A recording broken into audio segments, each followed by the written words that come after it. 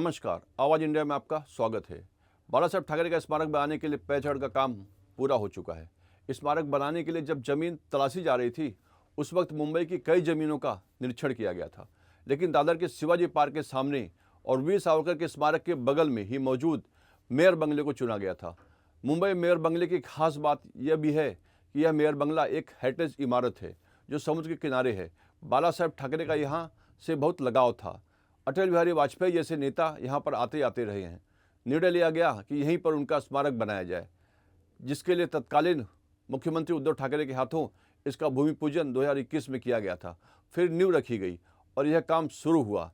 इन सब पर ठाकरे शिवसेना के सांसद अरविंद सावंत से बातचीत की है हमारी संवाददाता ज्योत्सना गंगने ने। शिवसेना के सांसद अरविंद सावंत इस वक्त हमारे साथ है। सर, आज आपने जायजा लिया, पहले फेज का कामकाज पूरा हो चुका है। कितना कामकाज अभी बाकी है और कितना कामकाज अभी हो चुका है? संतुष्ट है आप? संतुष्ट हो? क्यों नहीं, जितना ये इतना ये छोटी बात नहीं है। पहली बात, वंदनीय हिंदू हृदय सम्राट शिवसेना प्रमुख बाला साहब ठाकरे की ऊंचाई समझ लो। ये जिनको समझ में आएगी वो समझ पाएंगे इस तरह का स्मारक बनाना क्या होता है। तो उस स्मारक बनाने में कितनी दिक्कतें थी, क्या क्या थी, कठिनाइयाँ आई थी। एक पेड़ के पौधे को किसी हाथ नहीं लगाया, तो ये सोच लो कि बिना हाथ लगाए भूमिगत स्मारक बनाना, यही एक अलग कल्पना है। उस कल्पना को समुद्र के तट पे बनाना है। पानी की प्रेशर, उस दबाव को भी सोचो, तो ये सब सोच के बनाना है, तो समय तो लगेगा ही। अब तो पहला फेज पूरा हुआ है। अब रही बात स्मारक की असली जो प्रकटीकरण होगा, वो देख लेना आप कैसे होगा। एक तो एक बात ध्यान में रखना, सिर्फ राजनीति नहीं, वंदनीय शिवसेना प्रमुख उनके सुपुत्र आदरणीय उद्धव जी, ये कलाकारों की परिवार है। इस परिवार में कला जतन होती है, प्रकृति पर प्रेम करने वाले लोग हैं, तो उसका आविष्कार भी उसी तरह से होता है। इतना आसान नहीं है वो। सर, महाराष्ट्र का ही नहीं बल्कि देश का तख्ता पलटने वाले बाला साहब ठाकरे रह चुके हैं, तो क्या खास बात यहाँ पर दिखाई देगी उनकी? मतलब मार्मिक हो, आपका मैगजीन हो, सामना मुखपत्र हो, उनके भाषण हो, क्या क्या खासियत रहेगी इस स्मारक की? खासियत बड़ी थी हिम्मत थी, ताकत थी, किसी को भी ललकारने की। जो अन्याय करेगा उसके खिलाफ ललकारने की ताकत रखने वाले अगर कोई नेता उस थे तो वंदनीय शिवसेना प्रमुख थे।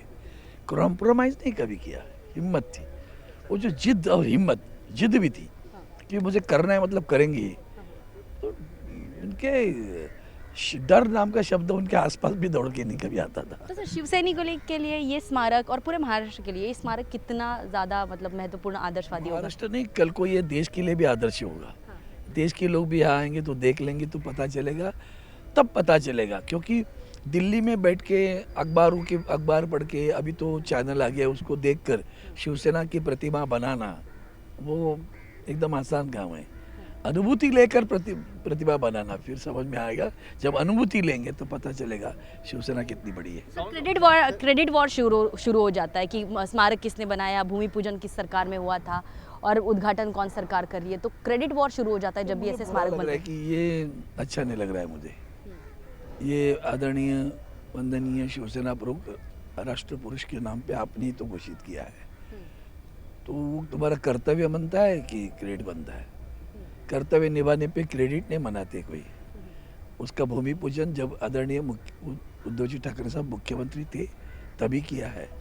उस वक्त उसकी लिए जो राशि थी वो भी उन्होंने उस वक्त की थी। अब समय के आप आगे लेके जा रहे हो, अच्छी बात है। सरकार ये कंटिन्यूस प्रोसेस कहते हैं ना, तो कौन सी बड़ी बात है? उपकार कर रहे हो क्या? राष्ट्र पुरुष का अगर स्मारक बनाते हो तो उसके ऊपर उपकार के ढोल बजाते हो।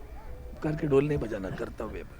बातचीत करने के लिए तो हमारे साथ थे अरविंद सावंत, जिन्होंने कहा कि बाला साहब ठाकरे इनका स्मारक बनना सरकार का जो क्रेडिट वॉर जो जिसके नाम पर हम बता रहे हैं कि वो नहीं, बल्कि ये कर्तृत्ववान एक पुरुष का एक कर्तव्य था सरकार का कि जिन्होंने ये स्मारक बना रहे।